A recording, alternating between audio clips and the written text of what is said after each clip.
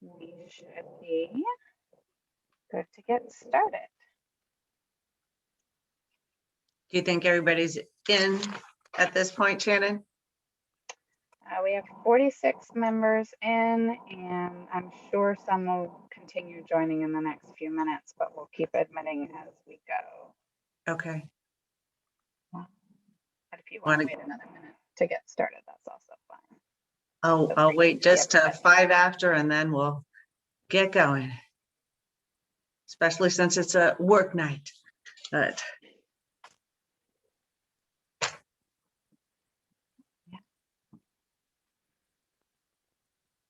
2 minutes and counting.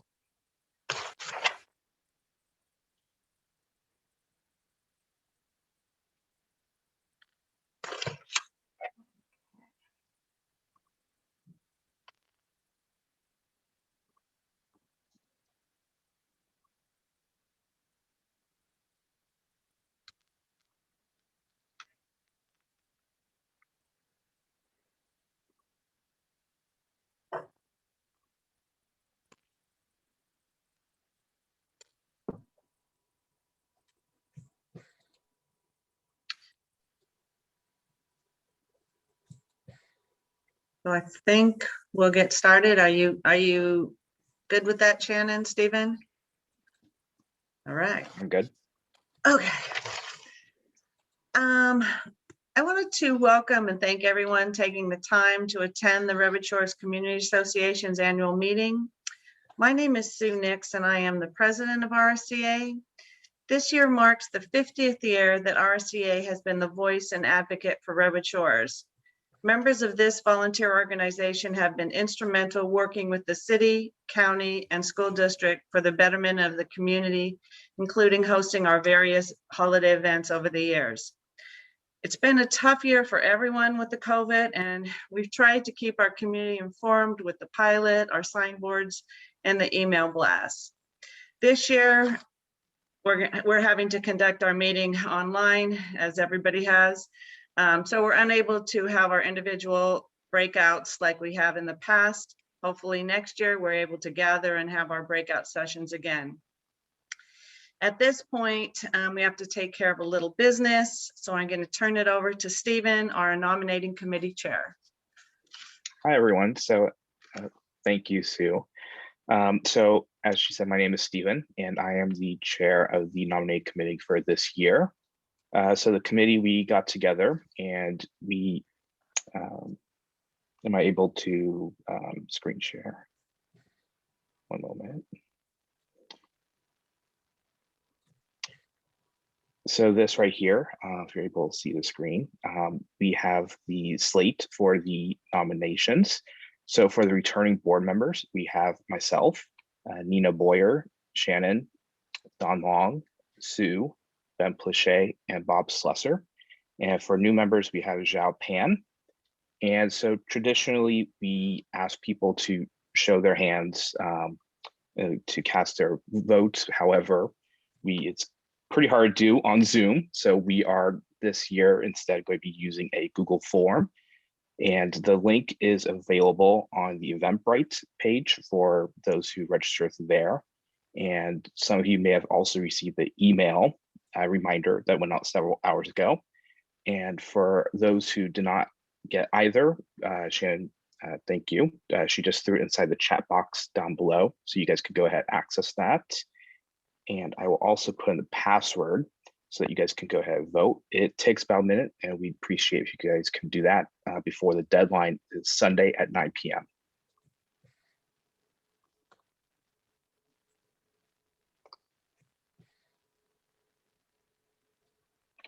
Done, Stephen? Okay. Yeah. All right, so hopefully everybody's had a chance to look at the agenda. So at this point, we're gonna have our superintendent from our Belmont Redwood Shores School District, Dan, fill us in on what's going on with our elementary and middle school. Great. Let's see here. Can you hear me okay, Sue? Yep. Perfect. Wonderful. I just want to say thank you for the invitation to join the group today. It has been a very, very busy 6 months. But that said, a very rewarding 6 months as we look at some of the initiatives in the district and plans set forth to move forward. For tonight, I thought I would share a couple things. Let me see if I can share my screen here. Let's see here. And great. Shannon, just give me a thumbs up that you can see me. Perfect. Super. So a couple things tonight I thought I'd talk about really is our honors and distinctions that we received the last year. A little bit about the district budget planning and our financial outlook, and then really touch base about our reopening status. And I just want to share with you, 6 months ago, I started the position here in Belmont Redwood Shores School District. And really what attracted me to the district was the great things that are happening for students. Progressive curriculum, fantastic staff, of course, honors distinctions, a balanced budget, which is important for schools moving forward, and really a supportive community. The idea of being a superintendent with 7 schools, being able to connect with all of our staff, all of our students, and our community was really attractive for me. So it's been kind of an interesting start, getting to know many people, everybody, honestly, via Zoom.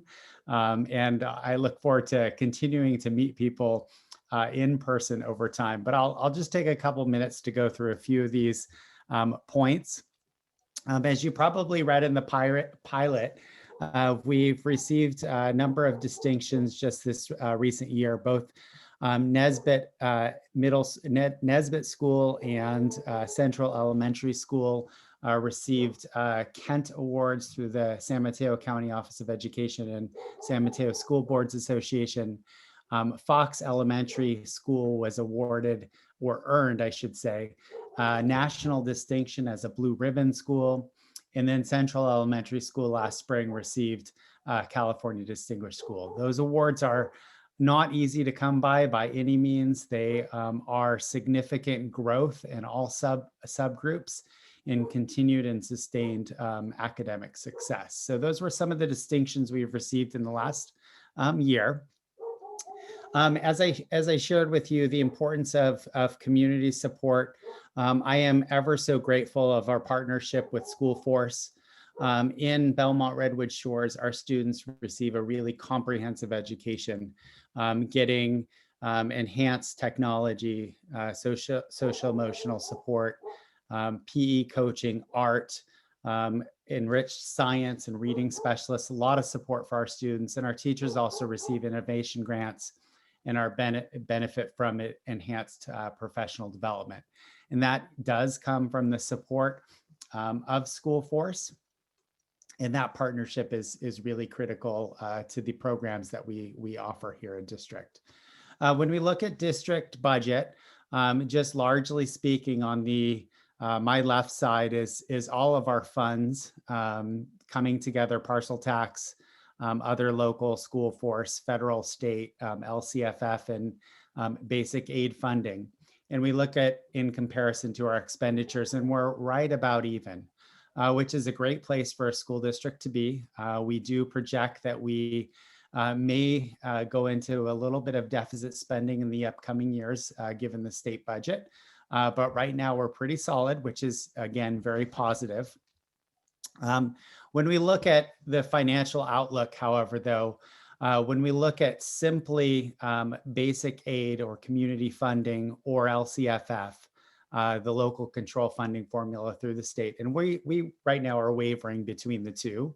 That red line signifies that level of funding.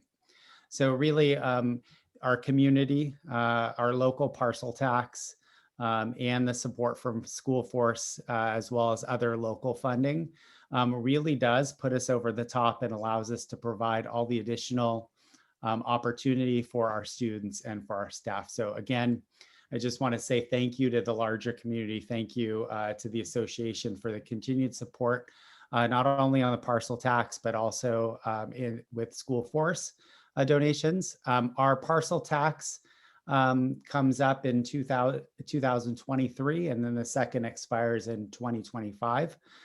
We will be looking to renew those to ensure sustained funding over the future.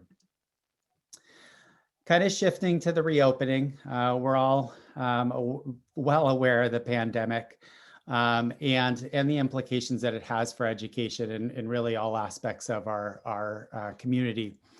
We've been tracking case rates over the course of the last several months. I'm really pleased to see that the case rate in San Mateo County has dropped to 17.9 new cases per 100,000, with a test positivity rate of 4.4. The purple tier and the orange tier as it relates to state metrics, respectively. And BRSSD has set and has plans to reopen for in-person hybrid instruction when both of those metrics reach the orange level. So we're working really hard to make sure everything's set as soon as those metrics return to the orange level, which quite honestly is on the conservative side, but we've found does meet the needs of our community and our staff. It's a pretty big pivot to shift in the ways that we plan to shift for in-person instruction, but really looking forward to the orange status. Just a couple of learning things, some things before the pandemic we never thought were imaginable, kind of one-to-one technology and kids taking home their devices that daunted many educators. We have that tackled. The professional development of getting our teachers up to speed with devices and applications and really using technology to benefit education. We've seen a lot of progress towards using tech tools for collaboration, for creativity, for research, communication, and such. So at the end, there will be some things that we look back and realize that we learned from the pandemic and things that we'll take forward. When it comes to reopening, I think it's really important that we're focusing across the community on multiple layers of safety. This is the best model that I've seen that helps educate folks about best ways to prevent and reduce the illness, COVID-19. On the left side, we have, the disease particles, and then we have multiple layers of protection, both personal responsibility, physical distance, hand hygiene, and whatnot. And then the shared responsibility, ventilation, quarantine and isolation, and of course, vaccines. And we're really hopeful that the vaccines are going to be more readily available for our educators here in the coming weeks, if not coming months. And we believe that will help speed the process along. And finally, I'll leave it with one of our focuses in the district, and again, a little bit more of a conservative approach to reopening is we believe it's important that we're working with our educators and with our community. And trust me, there is a very varied opinion of what's right and what our next steps should be.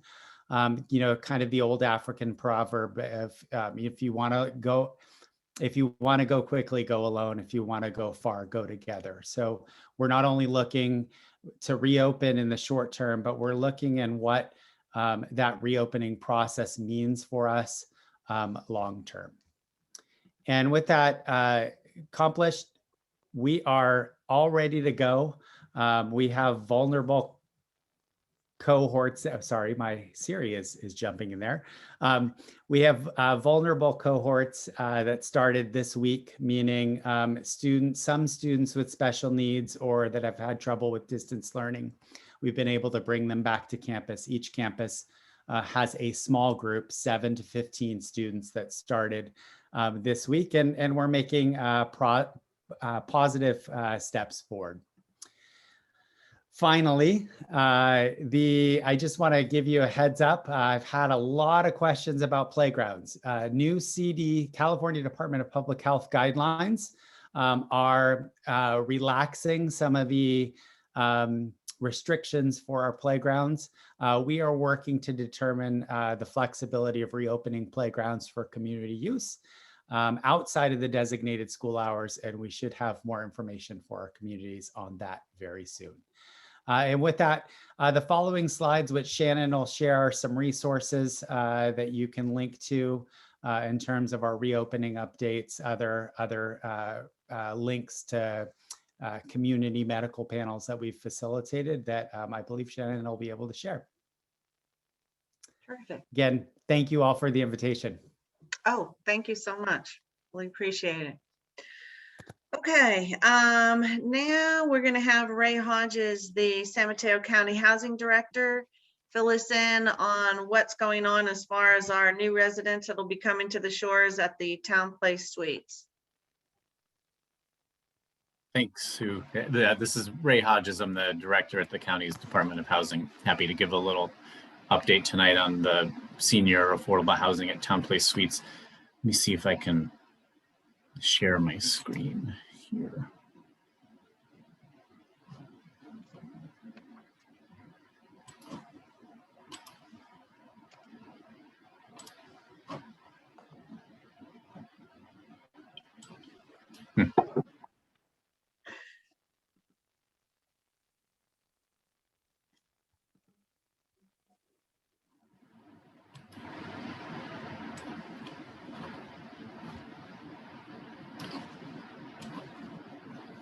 Apologies, technical difficulties. Technology.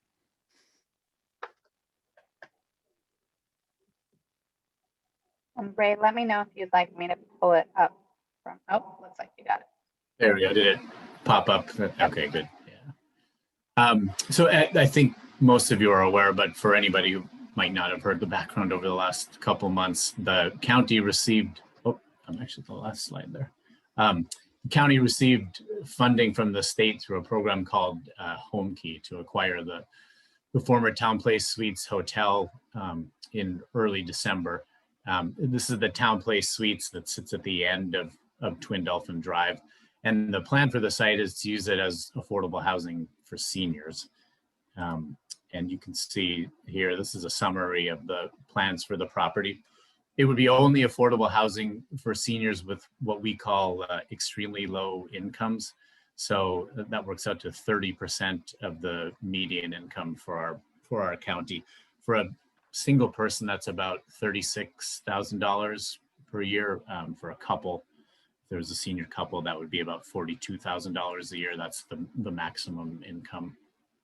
And like we always do in projects that the Department of Housing and the county finance, we want to try and target some of our most vulnerable seniors.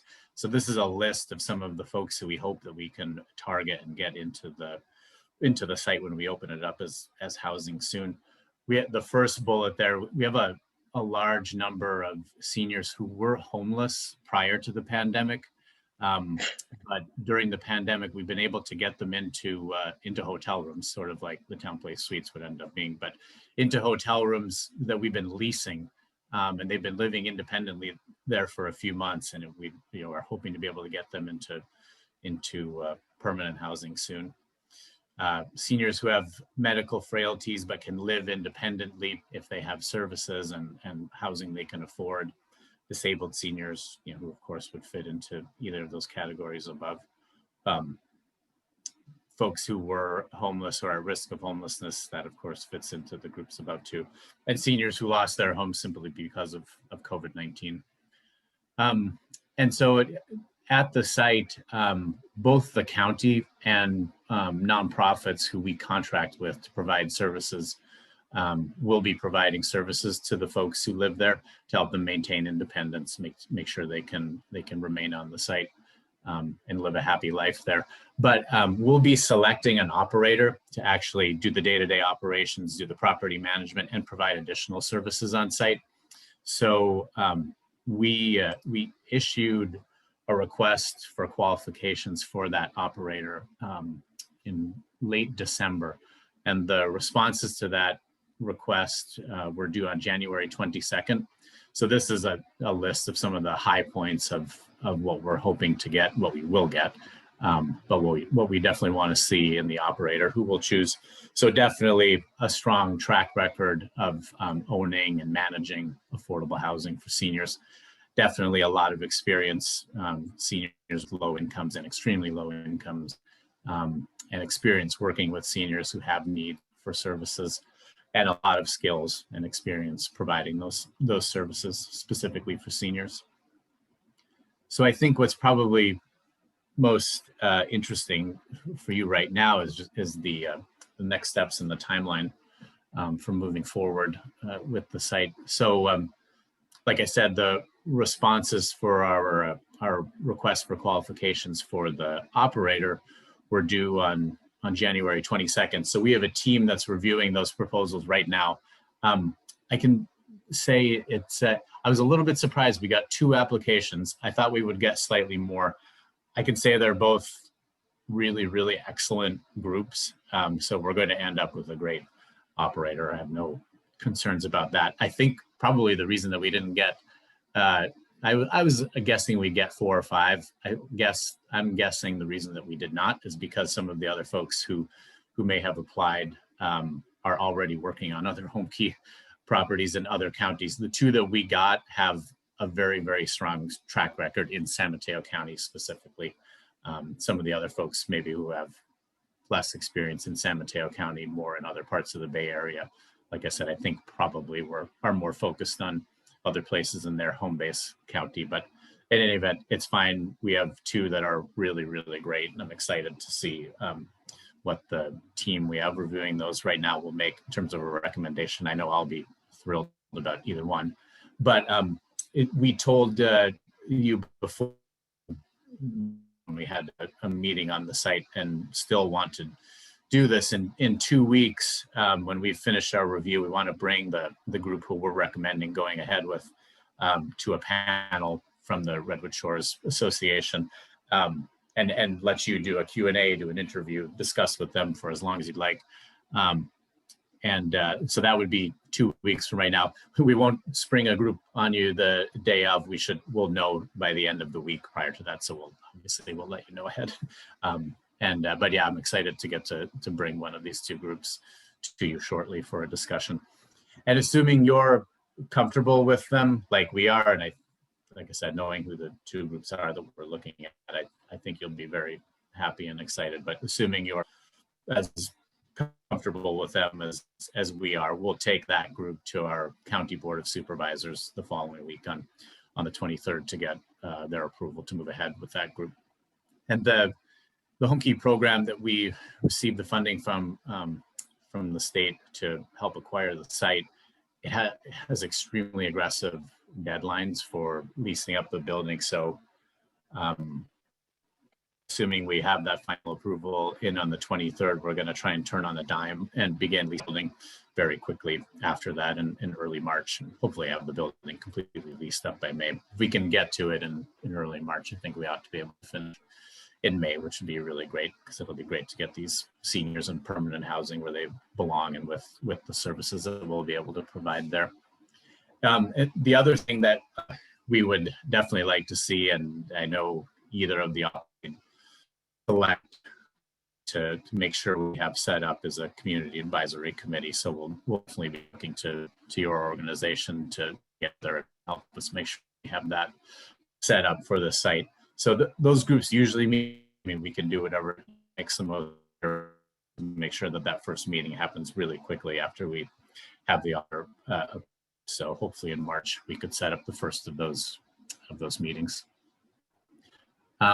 So yeah, that's the schedule for moving forward. I want to thank you for letting me come back tonight to give a little bit of update, and we will be back very shortly. Both of the doing with the record.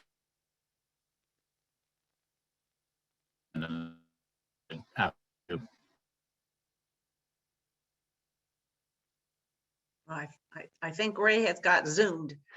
I just wanted the Shores community to know that RSCA is working very closely with the county on this project, and we will be in the future ongoing. as we have with other communities that have moved in here. But this is a very big priority to us, and just wanted the community to be assured that we are on this. And thank you, Ray. Thank you. The next person that we'd like to let us know what's going on in our community is Charles Stone, who's the Belmont mayor. Belmont and San Carlos are our neighbors. That's who we're connected to. And so it's always been of great interest what's going on. So we wanted you to come and let us know what's going on in Belmont.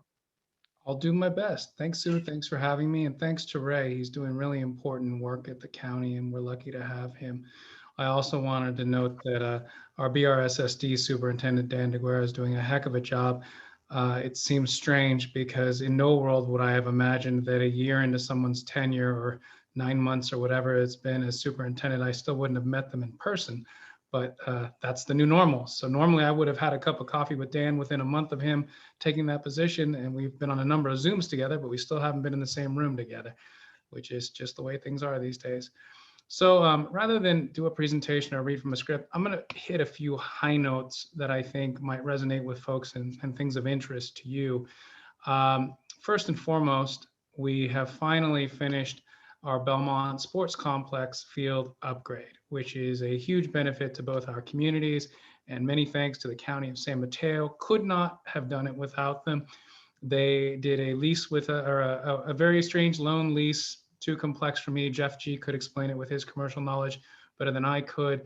But at the end of the day, the county did a lend lease sort of program with us, and we were able to advance the timeline and finally get this project done. That was tremendously important to us because every year we waited to try to actually have the money to do a pay-go method, the price spiked.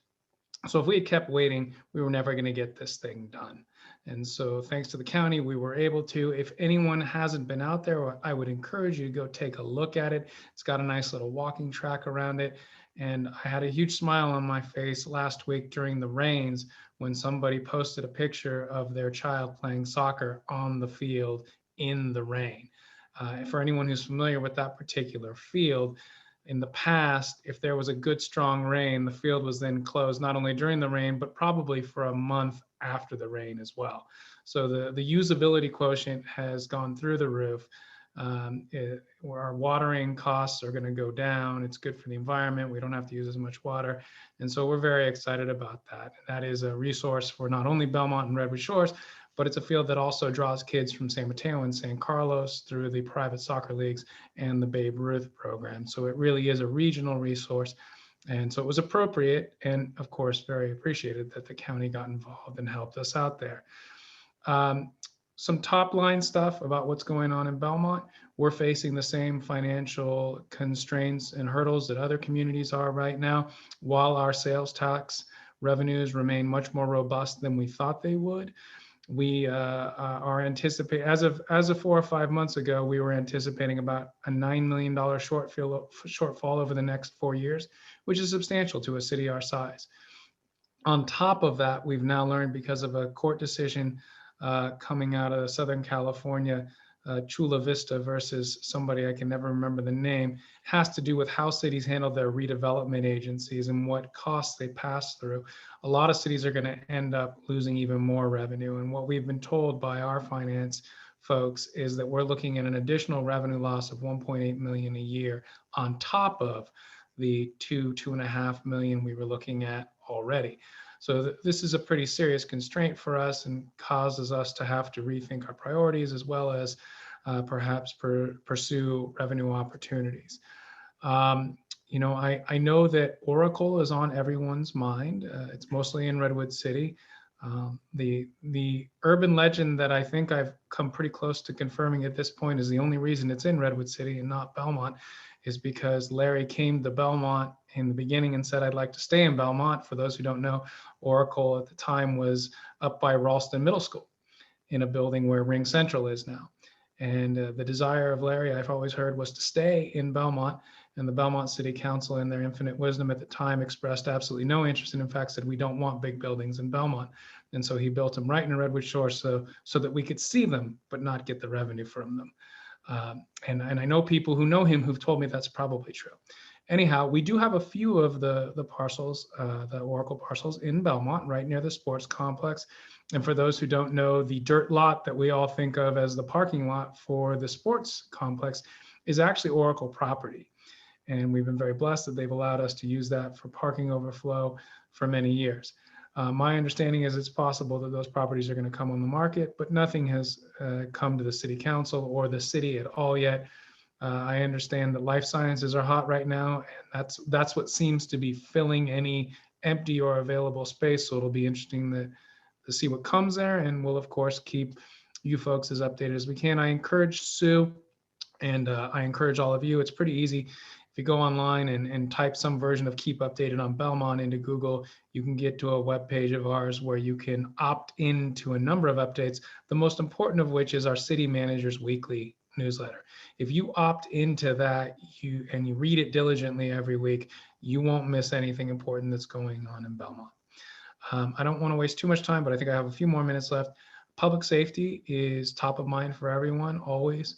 We have been very blessed. We have not had to make any cuts in our public safety. We continue to have a very strong police department, our own. We have not had to get rid of our police department like other cities have in other areas of the county, and we hope to keep that model. We have a very strong relationship with the other departments, including the Redwood City Department. Mutual aid is unparalleled in this county. You don't see it like this anywhere else, both with fire and with public safety, police. We have each other's backs in ways that other places in the country kind of find unimaginable. It's very seamless. Let's see, what else can I go over? You know, I think that's about it. We continue to look for opportunities to improve sports fields with the district. We put aside $250,000 to help with the Ralston field because it is by no means what we would hope any of us would hope it was. The school district has rightfully had other priorities for their bond money, but we're hoping that at some point we can circle back and see how we can partner on that. The Nesbitt field is not in great condition either. And while these are district properties, at least some of us on the council would really like the city to help out because we recognize that they're a community resource. I'm not going to be available to stick around for questions, unfortunately, but my email address, Shannon can put in the chat, is cstone@belmont.gov. And I am always happy to answer questions via email. And a final thought before I leave is that I'd just like to take this opportunity to welcome Jeff G back and to tell you all. You asked me to come in here. Now you came in here. Close the door. to tell you all, make sure you understand how incredibly lucky you are to have someone like Jeff representing you on the city council in Redwood City, and how lucky we all are in San Mateo County to have someone like Jeff representing us in the transit world on behalf of San Mateo County. I can't overstate the importance of that. I can't overstate how happy I am to have him back as a colleague, and I can't overstate how important it is for all of us. So I'm not, I know it embarrasses Jeff when I do this, and I don't care. I think it's important that folks know it. You have a wonderful mayor in Mayor Howard as well. You are very well represented, and it's a pleasure to work with these folks on multi-city issues.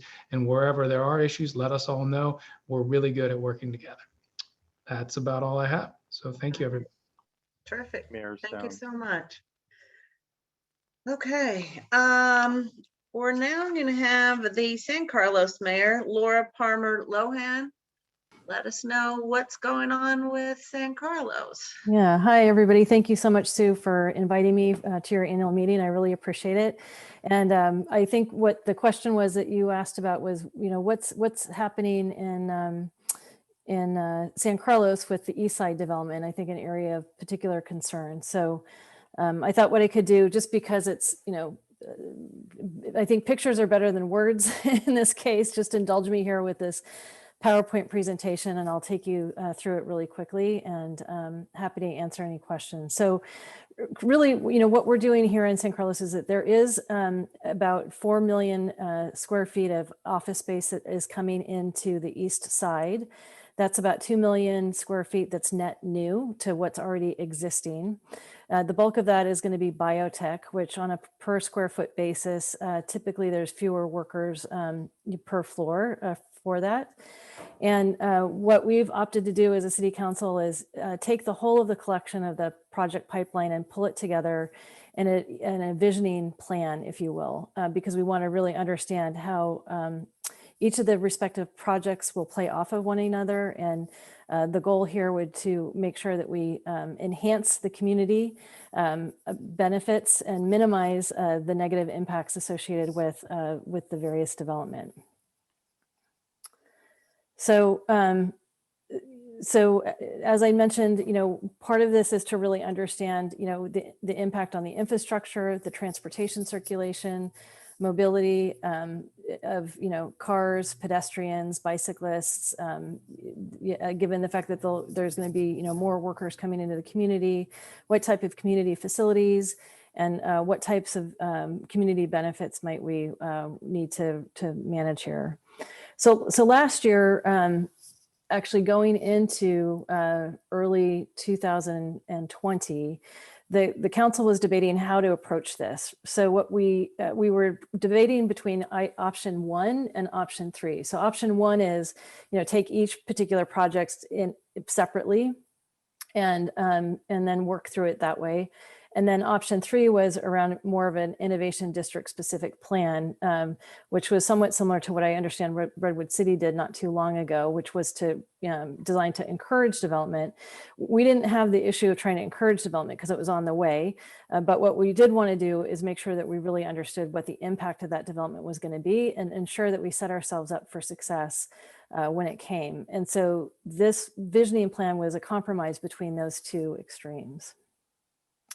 So this is the layout of San Carlos. For those of you who aren't familiar with it, this is 280 that runs along the west side, and then we've got 101 on the Bayshore Freeway here. And the area of concern is this red dotted line here that is just east of El Camino. And then this is more of an aerial view, and you can see it's somewhat of an L-shaped. And these colored areas indicate the number of projects that are going to be coming to San Carlos. And then this is a list of the various developers that are coming here. So Alexandria is a biotech developer. MBC Biolabs is started out as Mission Bay Biocapital, which was more of a venture fund that kind of morphed into a hoteling operation, if you will, for startup organizations. And my understanding is, those companies could grow large enough to the point where they would go into a property like Alexandria. And then we have a number of other biotech projects, as well as a hotel that is in the conceptual phase, which would be at the gateway part of San Carlos, which is on the Holly Street entrance. So what we wanted to do here, so we've engaged with a firm, a consultancy agency that is going to look at national examples to help us make sure that we really optimize the development in our area. And this particular company that we hired was the one that also worked on the UCSF Mission Bay area. So you might be familiar with just south of the baseball stadium in San Francisco. That entire area over the last 10 to 15 years has been redeveloped from, there was kind of a warehousing area, bayfront, that type of thing. And now it sports the new basketball stadium, children's hospital, and that type of thing. And when you arrive into that community by car, it's very easy to navigate and find parking right away because you come right off of the freeway. And then when you're on the pedestrian, when you get out of your car as a pedestrian, it's very safe and comfortable to walk in that community and again, find your way around. So we'll be looking at the various exceptions to the code that the developers are going to want, and there'll be a lot of community engagement. So that's really kind of what I want to stress today. Is part of the reason that we wanted to do this visioning plan was because we wanted to engage multiple stakeholders, including our own community, to make sure we understood what the potential impacts would be and how to address them. So this is a, I won't go into detail on this, but just to share with you that this is a very aggressive timeline over a 9-month period.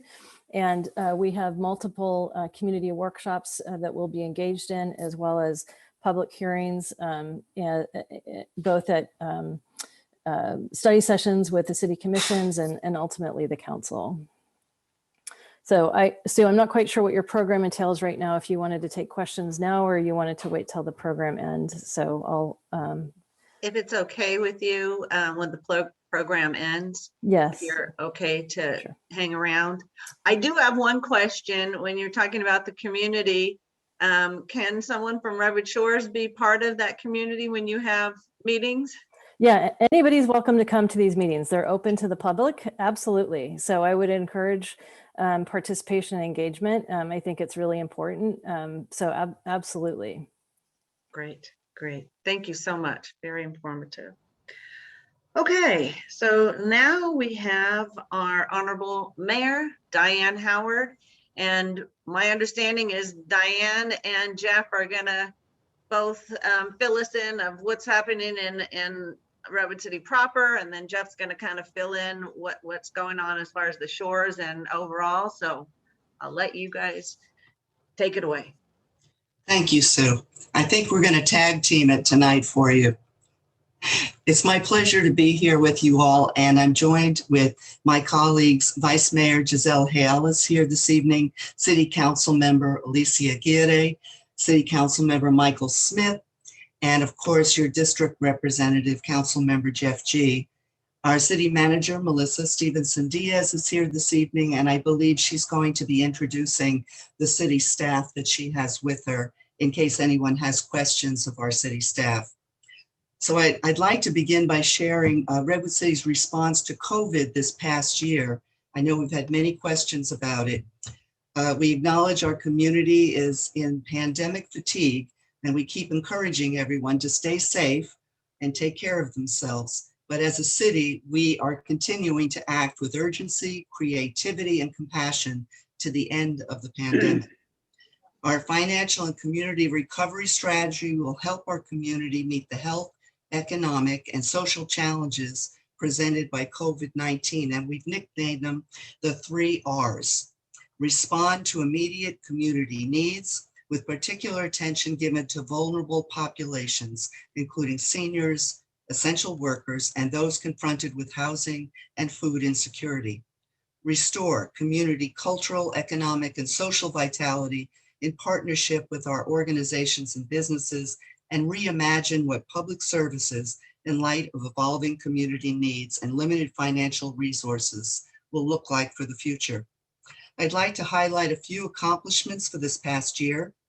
We have served over 70,000 senior lunches that have been distributed, and 8,500 grocery packages were delivered throughout Redwood City, which includes Redwood Shores. Nearly 14,000 library curbside pickup appointments and over 576,000 items were borrowed from the libraries, and 138,500 ebooks. $3.1 million has been distributed through our city's emergency rental assistance program.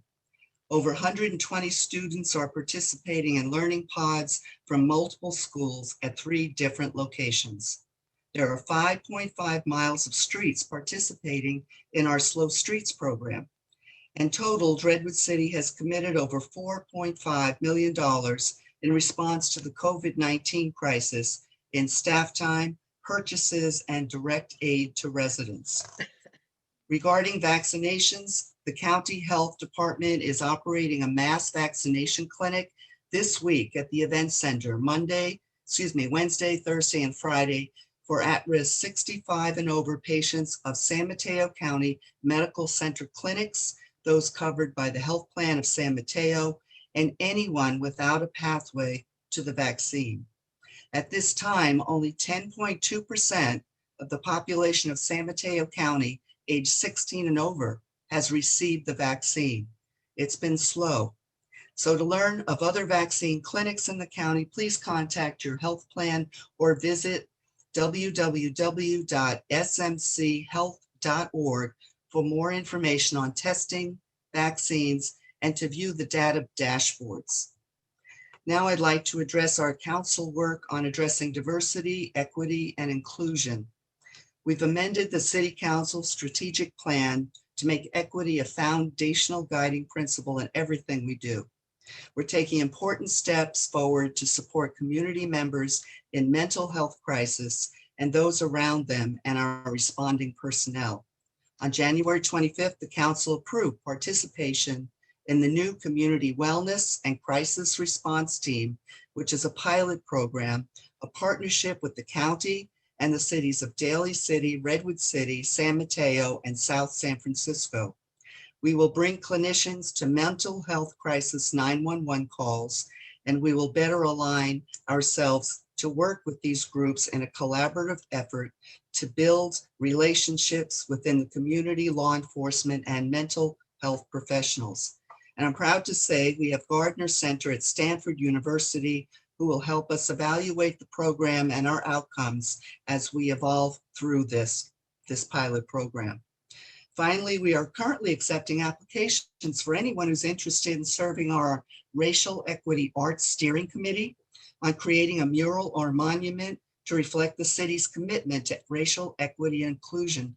I invite you all to think about applying. Applications are due by midnight on February 14th, Valentine's Day, and visit the city's website for more information. And now I'd just like to touch on several major initiatives for 2021. Work is progressing on our various elements of the Transit District Plan. Visit our virtual open house at www.redwoodcity.org/transitplan. We have explanatory videos, provide background information, and walk you through the preliminary grade separation alternatives and crossing options at each of the 6 at-grade crossings. We heard public comment at our study session held at our last meeting, and this February 8th, our council will be having another study session to answer council questions and have discussion. No action will be taken on February 8th. The agenda item is to provide an update on the creation of a transit district in Redwood City, and this effort includes consideration of rail grade separations, the redevelopment of Sequoia Station Shopping Center, designing a new Caltrain station, accommodating improved bus service, preparing for a potential rail connection to the East Bay across the Dunbarton Rail Bridge, and it will take approximately 18 to 24 months with many opportunities for public engagement. In affordable housing, we're in funding agreements right now for over 700 affordable housing units in Redwood City, and we're preparing to develop the next housing element for 2022 through 2030. More to come on that. And this year, we will also receive updated census information, we hope in April, which will enable us to look once again at our districts and confirm them before our 2022 election. It's reported the Census Bureau will attempt to release this data soon, and we will be seeking support from a demographer to assist with this effort, which will include several opportunities for community engagement. In conclusion, I have several save the dates. First of all, save the date of April 19th through Saturday, April 24th, when we will be celebrating Earth Week. We'll have information on all our social sites, encouraging families and individuals to address cleanup in their neighborhoods, parks, or along their trails and lagoons in a safe manner. Public Works will supply the trash bags, and Recology work with us to be sure that these filled bags get picked up during that week. Please take pictures of your group and send them to us at the city. We will put them on our Pride and Beautification website because we wanted to plan a fun event, but an important activity around Earth Week. Secondly, the state of the city, save the date, Monday, March 15th at 7 p.m. via Zoom. Our council will be sharing a more in-depth overview on how we're responding to multiple crises at once, COVID-19, economic and social injustice, and our city council guiding principles and priorities around housing, transportation, children, and youth. The Senior Affairs Commission and some of our staff asked me to put in a couple of plugs. We have a senior lunch and movie down at the port, And it's at 11:30 a.m. for arrival, where you get a free lunch and a free drive-in movie. The dates are February 5th, February 12th, and the 19th, and the 26th. And if you call Austin at 780-7399 to make your appointment, to plan to have a nice place for your car, our seniors in Redwood Shores and in Redwood City can enjoy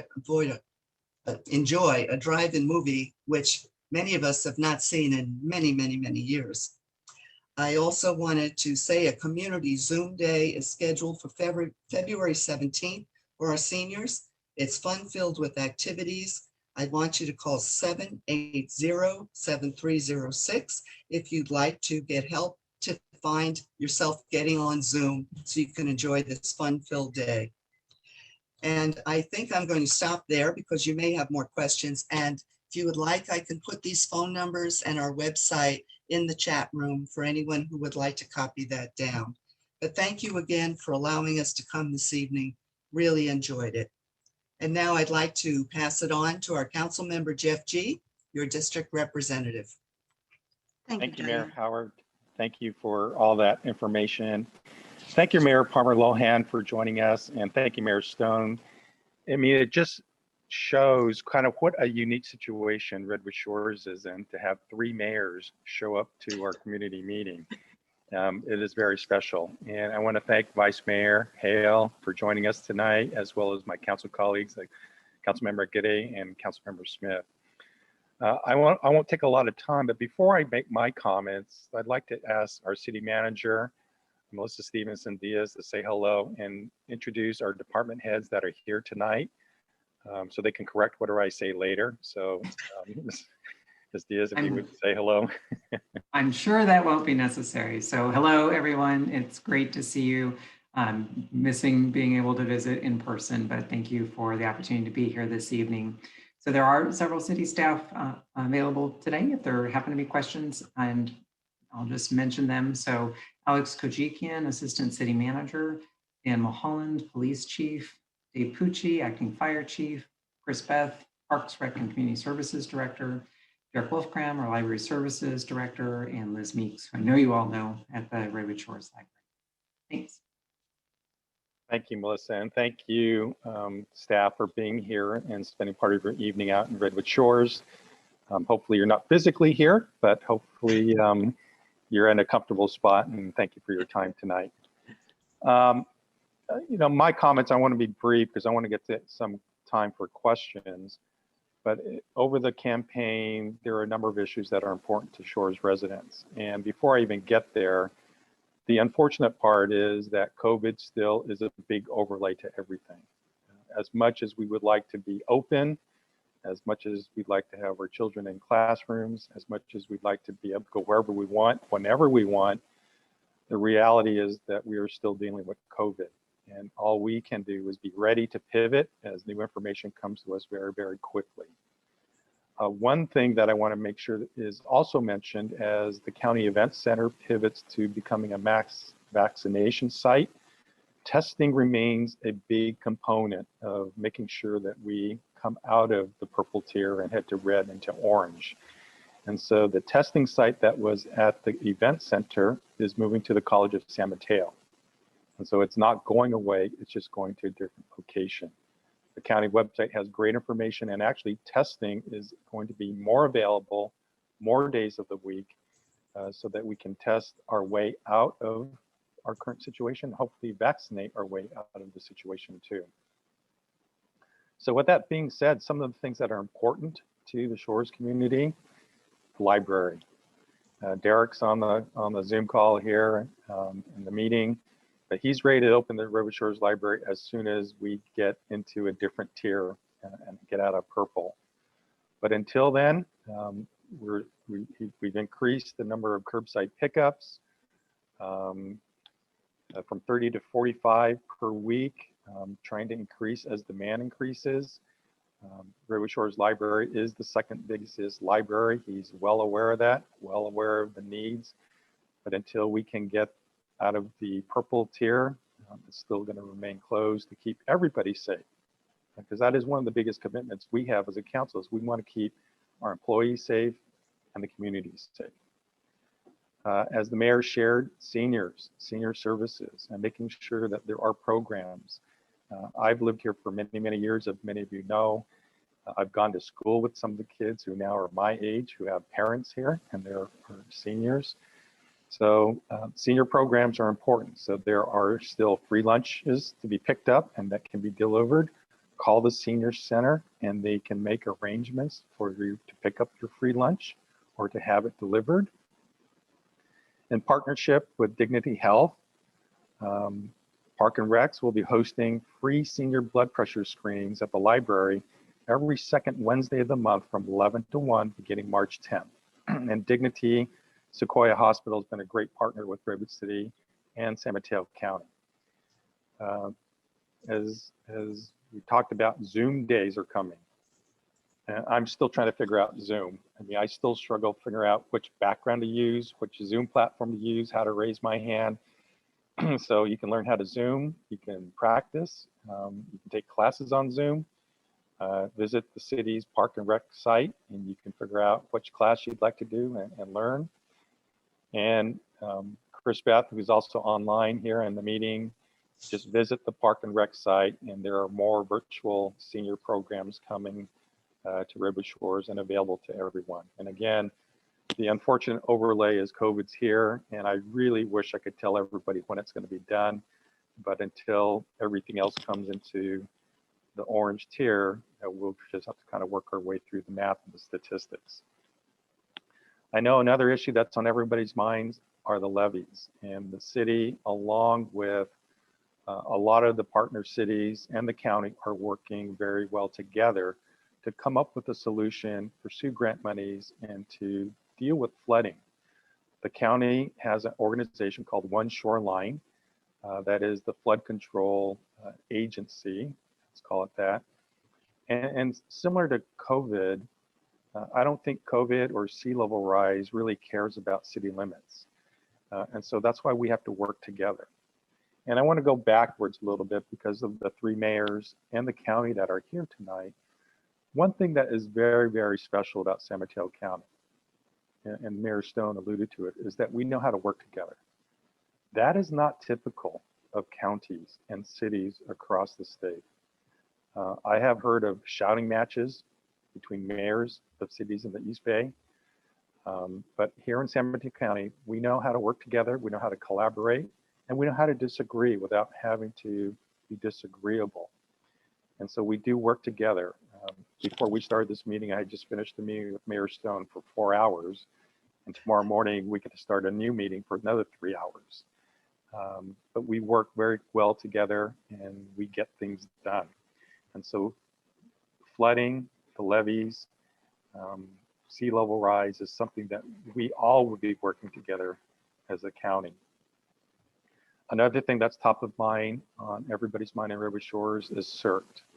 And our city manager and our police chief and fire chief will be coming back to the shores with a meeting, a community meeting, to talk about CERT and safety in Redwood Shores.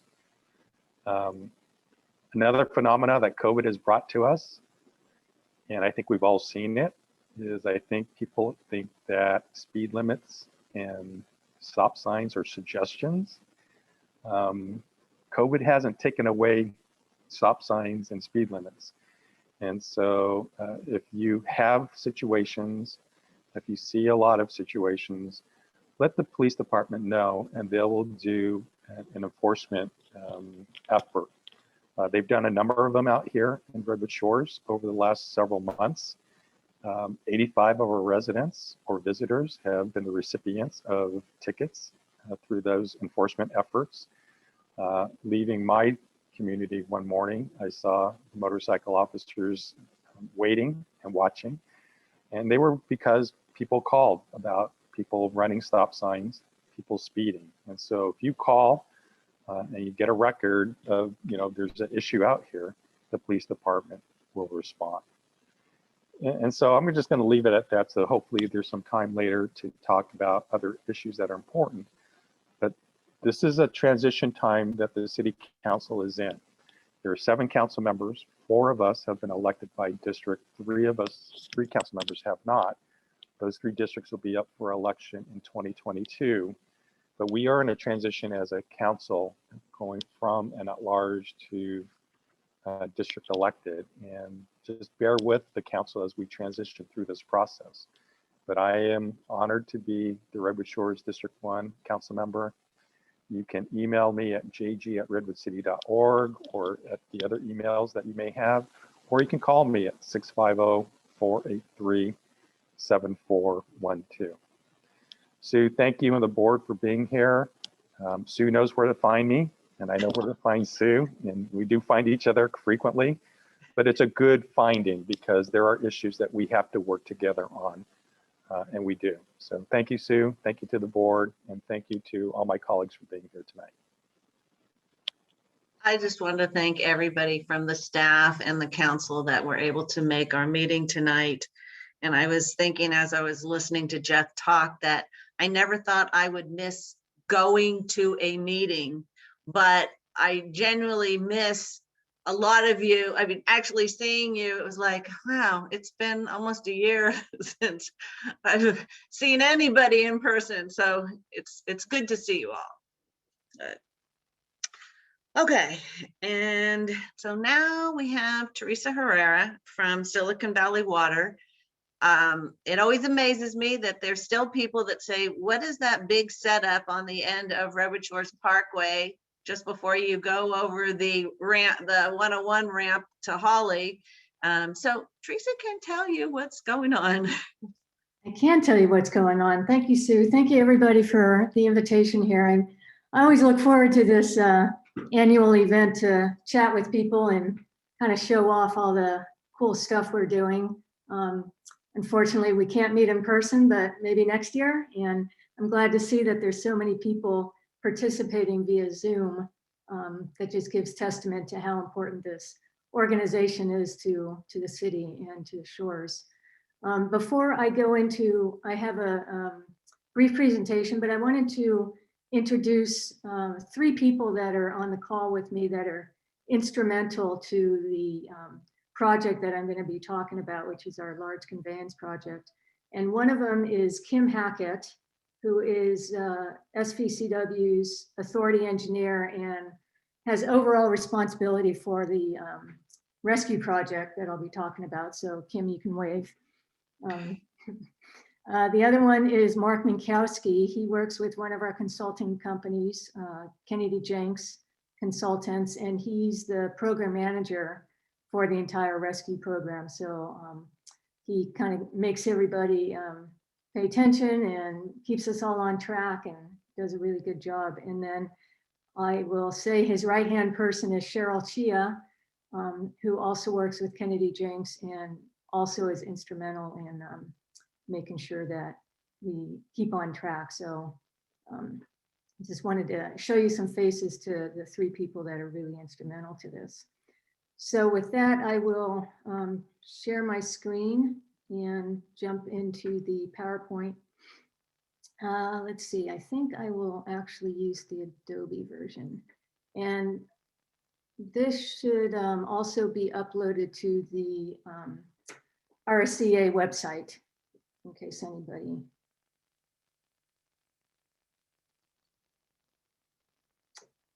So the clever name of tunneling into the future. And this is going to focus on our tunnel that we're building. Okay, that doesn't work. So a little bit about SVCW, we're Silicon Valley Clean Water. We are responsible for conveying and treating and recycling all the wastewater from this mid-peninsula area, including Redwood City. And in Redwood Shores, this is a picture of our plant from the bay looking back kind of, I guess, west, northwest. And we're at the very end of Redwood Shores Parkway, off Radio Road. Did want to touch on, these days you can't go by giving a presentation without talking a little bit about COVID. And we are essential infrastructure, so we have to continue working and staffing our plant and our pump stations and conveyance system through the pandemic. So we're doing a really good job at keeping our employees healthy, as well as the public healthy and the environment healthy. And I'm really proud of how well our staff is working, both those that have to be on site as well as those that are working remotely. The unfortunate part about one of the unfortunate things about COVID is that we typically go out to local schools to give talks and education about wastewater conveyance and treatment. We can't do that anymore, obviously, due to COVID, but we are having our programs on our website. So there's a couple of links right there. If you want to go to svcw.org, we do have some education material on our website, and I encourage everybody to take a peek at it. We are also doing some remote teaching education programs. If you want to reach out to the person that's responsible for it at SVCW, her name is Susan Heistand. So moving into our large program that we're putting a lot of emphasis on, this shows a aerial view of the green line being where we are tunneling, putting in a 16-foot concrete line tunnel and then inserting a fiberglass reinforced plastic pipe inside that, and that will carry the sewage from all of our member agencies. We're launching here, so when Sue says people ask what's at the intersection of Holly and Redwood Shores Parkway, it is what we call our tunnel boring machine launch shaft. So we put the tunnel boring machine in there. Our first drive was to drive, I guess that's southwards towards Inner Bear Island. That run is complete, and the pipe's inserted already, and I'll show some pictures on that in a moment. And right now we're tunneling down beneath Redwood Shores Parkway, and right now we're about at this location. We've completed almost 70% of this drive pipeline. This is the tunnel boring machine. If you all recall, we had a naming contest for the TBM, and the winning one was Salis. And the person was from Redwood Shores. I don't know if he's on this call, but we referred Salis often. So this is before she was launched at the airport access shaft that I just pointed out. This is when she broke through the Inner Bear Island shaft. And you can see she's in really good condition. This is called the cutting head at the bottom of this picture on the left. And everything looked really, really good coming out of there. And then this picture on the right is, we have to take her apart in pieces and lift her out of the shaft.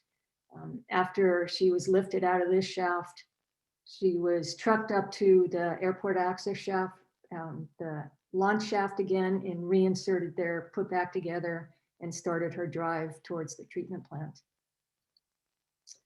And this is just a picture of what the tunnel looks like after we took Salis out of the shaft. And so she, I call her she, I guess she's a she. The TBM bores through there, and then immediately following the TBM machine, we put in these concrete rings, is what we call them. And that's what makes up the tunnel, the outside or the interior of the tunnel. And that's just another picture of it. So what to expect this year? As I said, we're on drive 2 of the tunneling. This picture on the right is a really unique and specialized machine to insert the fiberglass reinforced pipe inside the tunnel that we built. And I think I have other pictures of the pipe.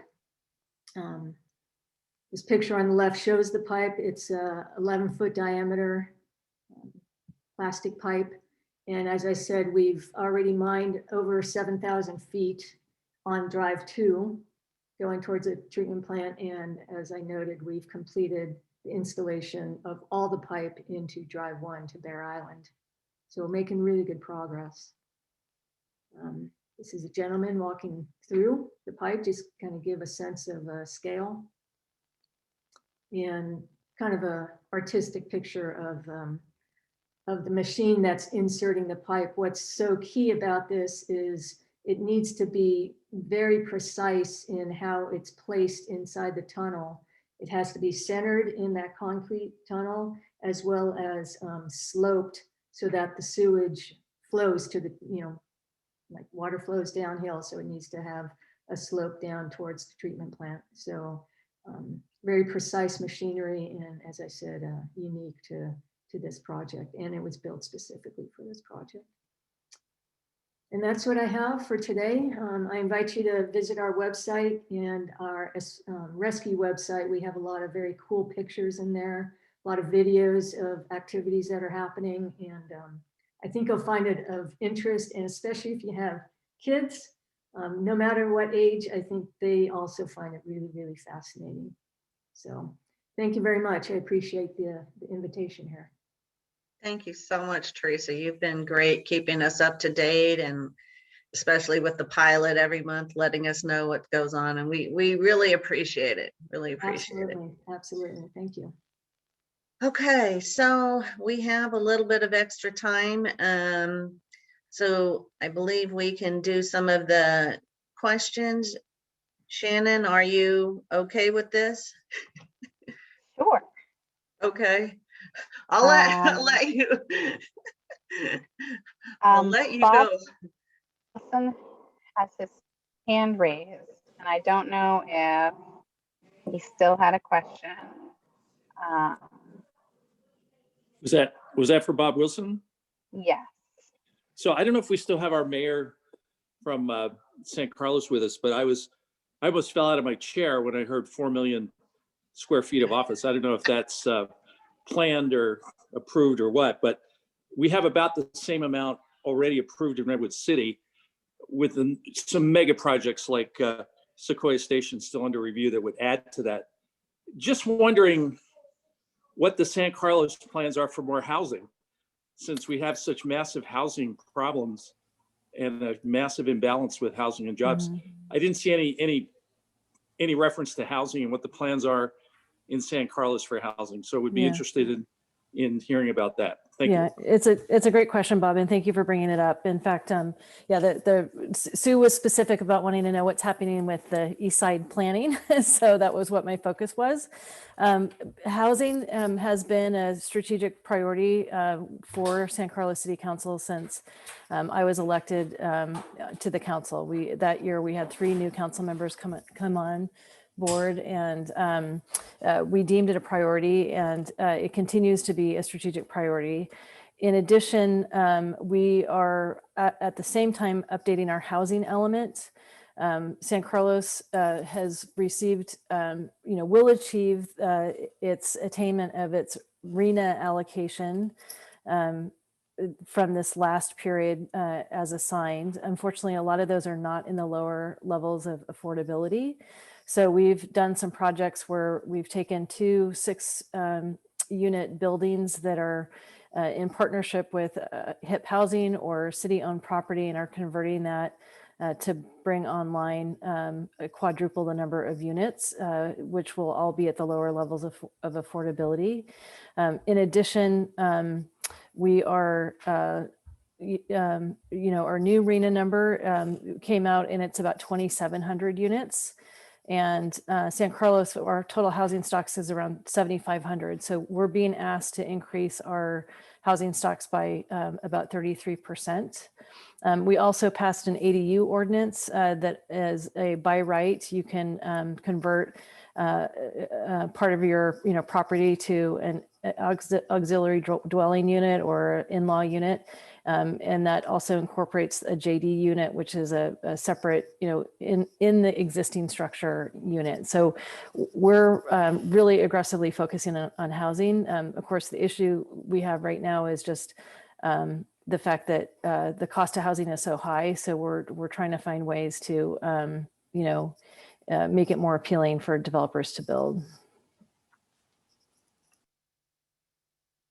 Lauren, can I throw something in, a question that is concerning to us with a lot of the new building that's going to be on Industrial and Old County, which, you know, there's only the Holly exit. And then when they finish with what they're doing on 101, the Holly overpass will be redone. And that's like a year from now project, but then also it is going to take a year. So it has concerned us greatly, the fact that we only have 2 ways in and out of here. And with such large development over in San Carlos, has there been any stipulations put on the developers as far as, you know, transportation and things like that for their employees instead of driving? Yeah, so that's a great question as well. So we have, you know, that would come into play with our community development or community benefit discussions with developers. And part of this visioning plan would be to take your concerns, and that is Bob's, and put those into the equation to try to understand the impacts of these projects. Keep in mind, a lot of these developers are asking for exceptions. These projects are not kind of within the current, you know, allowed form. So that's why, as a council, we thought it was so, you know, deeply important for us to engage multiple stakeholders, you know, and, you know, most importantly, from my perspective, the community here and our neighbors to understand, what ails them on a regular basis without this additional building and construction, right? And what do we need to do to make sure? So I would envision that, you know, there could be things like transportation development management plans. I currently work in Oyster Point, and you know, we are the company I work for is a tenant of the developer. That developer has a requirement with the city of South San Francisco to have a transportation demand management plan. And I actively work with our employee experience team to make sure that we offer multiple solutions and options to staff so that they don't drive in alone in a car. Of course, that's kind of changed right now with the pandemic, but we exceeded, you know, in our case, the transportation demand management requirement year after year because we've been so aggressive with that. So, these biotech companies are concerned about sustainability. So I would hope that they'd be receptive to discussions about how to make sure that we're minimizing the impacts to our communities, not just San Carlos, but our neighbors as well. Great, great. Shannon, do you have another question? And Andrew had a question about, sorry, I'm scrolling up. What is the percentage of Redwood City's annual budget that is attributed to Oracle?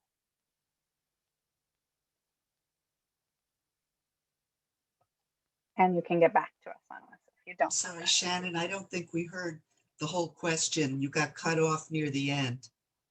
Sorry about that. Question? I lost it. What is the percent of Redwood City's annual budget that can be attributed to Oracle? So I'd be happy to speak to that. And that is not actually as much as you might think for the size of the facilities. I think, you know, several years ago, before they migrated to having software in the cloud, and there was actual physical product being sold, there was a much greater proportion of sales tax generated at that time. But as their business model has changed, it is no longer such a significant contributor. And so we're not necessarily expecting a big budgetary impact associated with their change. Thanks.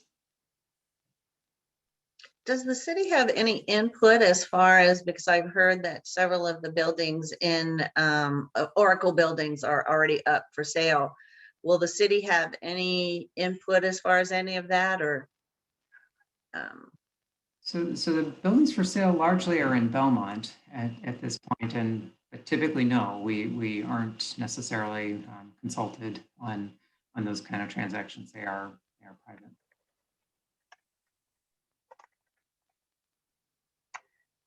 Joe also has a question regarding funding on that vein. Joe, did you want to ask, or do you want? Sure, I'll ask. There I you was go. wondering if someone can address the funding for the police, whether it's going to go up or down. Is it going to be maintained? I'm happy to take that one too, Mayor, unless you wish. No, that would be fine. I didn't know if the chief wanted to chime in a little bit too and talk a little bit about the new committee that we are putting together, but I'll let you start. Thanks. Sure, I'd just be happy to give some high-level context. And so, similar to other agencies around us, we are experiencing reduced revenue as a result of COVID compared to what we had expected. And so this year and for the next couple of years, we are intentionally holding vacancies in a number of departments, including in the police department. It's kind of a temporary approach for now that will help us transition into different types of service models at some point in the future. And we want to do that thoughtfully. So we're taking some time to do that. We've been fortunate to avoid layoffs or any abrupt changes to services. We've been thinking a lot and we'll be thinking more really around service models and what makes sense for all of our departments, how we approach services, what services we provide. And I'm really pleased, as the mayor noted earlier, we are making some transitions in how we work with the community to support those who are in mental health crisis. And I expect there may be other things that we look at in terms of innovating and improving on how we're able to meet community needs. But in terms of particular budgetary goals or kind of targeting of the police department, that's not the intention.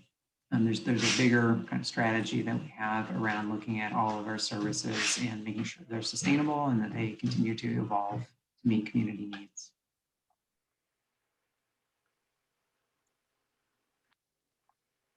Dan, do you have anything that you want to throw in as far as what's going on? Our police chief? Sure. We've got quite a bit going on. But what will really be next on the horizon will be a proposal presented to council in early March. I believe it's March 8th, where they will be receiving information on a proposal for a police advisory committee that will be made up of representatives from the community, but council will have an opportunity to hear that recommendation that will be brought forward by an ad hoc committee that met earlier in 2020. And we'll bring that recommendation forward and the community will have an opportunity to listen in and hear some of the recommendations as well. We're also very excited about continuing our efforts in the area of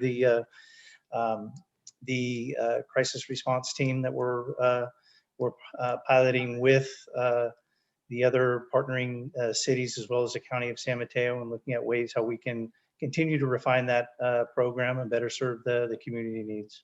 Thank you. Great. And just to let the Shores community know, we have a meeting on the calendar, March 3rd, 7 o'clock with our community service officer, Jesse Castro. And we're going to be going over some of the concerns that the community has. I think it's been in the pilot. I mean, some of the things like the fishing concerns that we have, the traffic and the not stopping at the stop sign. So Jesse has been so great at helping us out. And so we're going to be having a Zoom meeting again. It'll be March 3rd. So, and we really appreciate the PD stepping up and working with us to keep our community safe. Vivian has a couple of questions, and then we have a couple of more coming in as well. Thank you. Can I go? Yes. Go ahead, Vivian.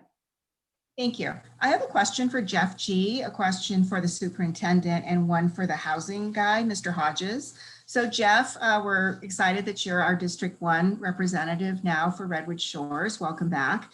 And I have a suggestion, a request, is that I think it would be highly helpful if you can set up once a month or maybe twice a month email blast to residents of Redwood Shores so that we can stay in touch with what's happening with Redwood City government, especially as it impacts Redwood Shores. I do receive the one from Mayor Howard and the city manager, but that one is sort of too broad, and I'm more interested in things that impact Redwood Shores.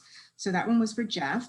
For the superintendent, I'd like to know why science isn't leading your decisions. The orange tier is not going to get here for a very long time. And so I'd like to know what the plans are in terms of following the science, as we've heard nationally that schools can't open safely. The last one is for Mr. Hodges, the housing director. Can you clarify, are you really doing a priority for the homeless seniors? We didn't hear that in the whole process related to the hotel conversion, that it's actually going to be the room key residents, and are they going to be the ones given priority to be housed in the hotel, Town Place Suites? Thank you.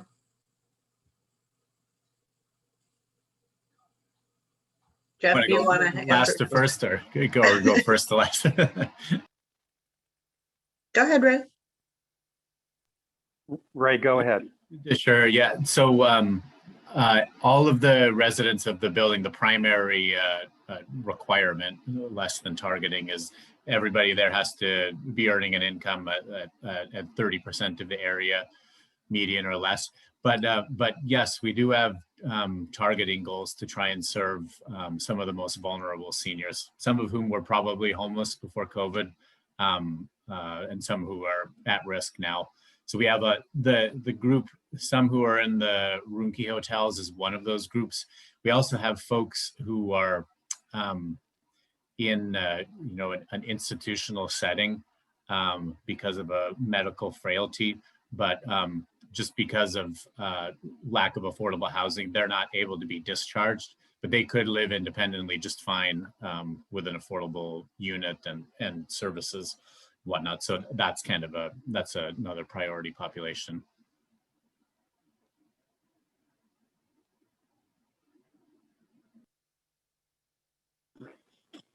Dan, did you want to go next? Sure, that would be great. Vivian, it's a kind of a really complicated scenario, and I think each district is approaching it a little different. When I look at and I think about the science behind it, that area is continuing to evolve. The last couple weeks, since mid-December, we've seen a lot more research pushed forward from the state. And it honestly is about changing some hearts and minds attitude towards COVID and our approach to COVID. We are seeing more science, but I think of my last 6 months here in BRSSD. We started with a watch list. You're on the watch list or you're not, and then you shift to a tiered system where it's perceived as being safe to open up schools with an adjusted case rate of 7. And then, we go to deep purple and stay at home orders, and then looking at case rates of 25 to 28 now is what the science is saying. So, it does take some time for the system, I think, definitely to adapt to that. The other piece I think we look at least internally, within our district, is we did some surveying back in November, looking at people's tolerance levels in terms of when they feel comfortable sending their children. We're looking at not only offering one model of education, but really offering 2 with the same number of staff, and taking into consideration staff, not only preferences, but needs in terms of medical accommodations and whatnot. So in terms of moving our work forward, we did our best to look at surveying to help determine when that best overlap was in a very unpredictable time. And for our district, our trustees came up and looked at the orange level. I will say I am very encouraged by the trends that we're seeing in San Mateo County. There is a pretty significant decline, which I'm going to continue to remain optimistic that we will get there soon. And, just staying vigilant together will help us get there quicker. Great. And Vivian, thank you. I'm going to be really short. Thank you for the suggestion. Excuse me. And as I mentioned earlier, we're transitioning as a city council from at-large to district elections. And so we have communication protocols and how we work together to represent all of Redwood City and to try to communicate with our districts. And we also have 3 districts who we've already had some emails that don't feel represented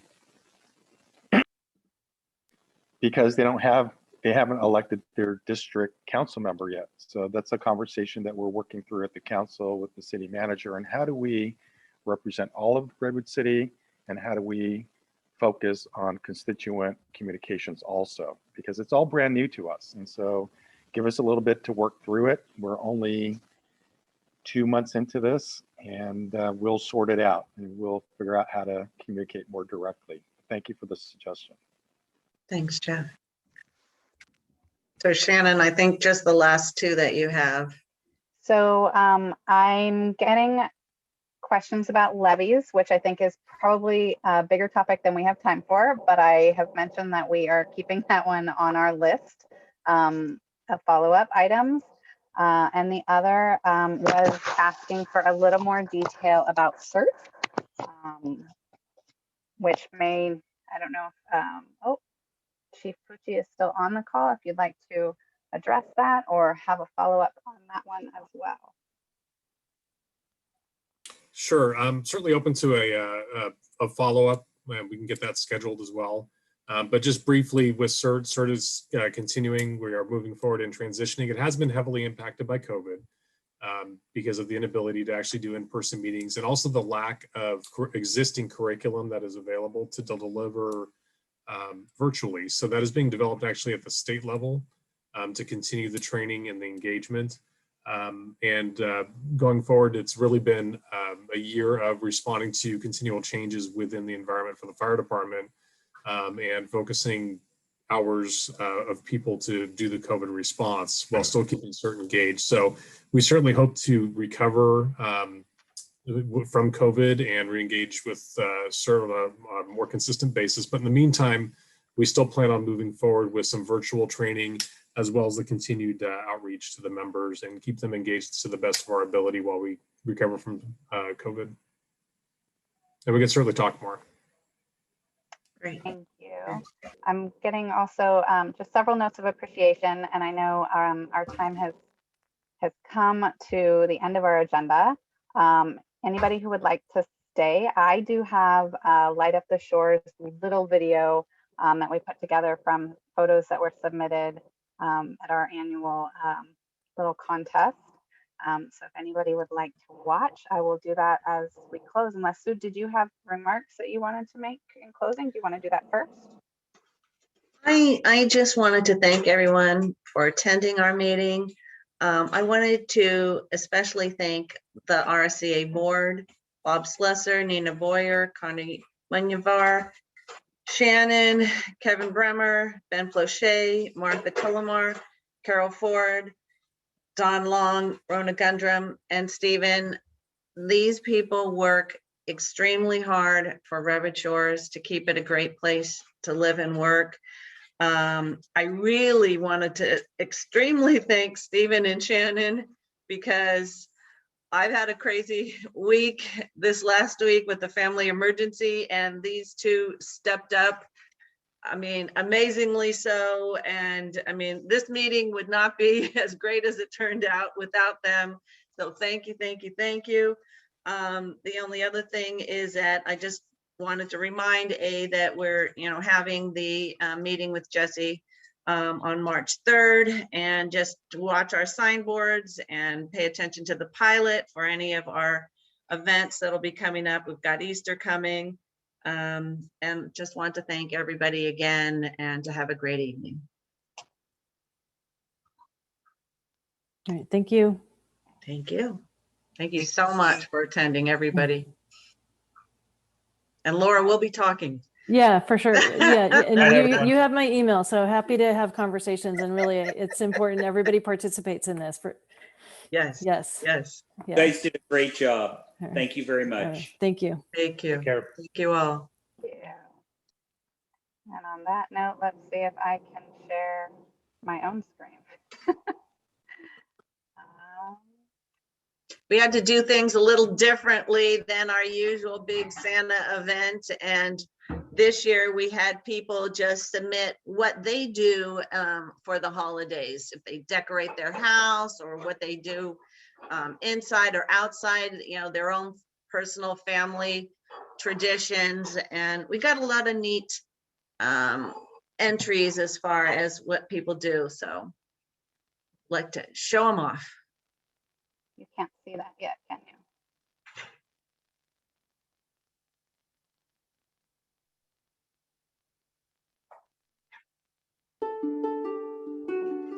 Yeah.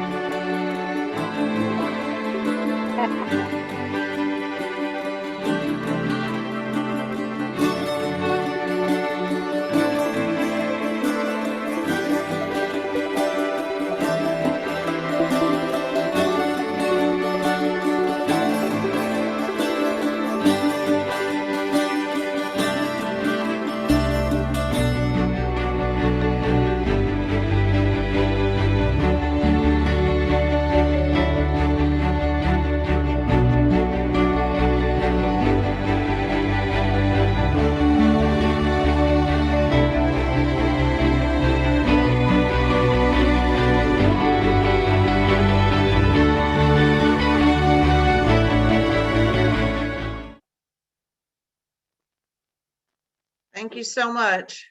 And it will be posted on our website along with everybody's presentations and a recording from tonight and contact information, etc. So thank you. Thank you. It was so nice to see everybody. Yes, it most certainly is. Hopefully we'll be in person next year. Exactly. Have a good rest of the night, everyone. Thank you.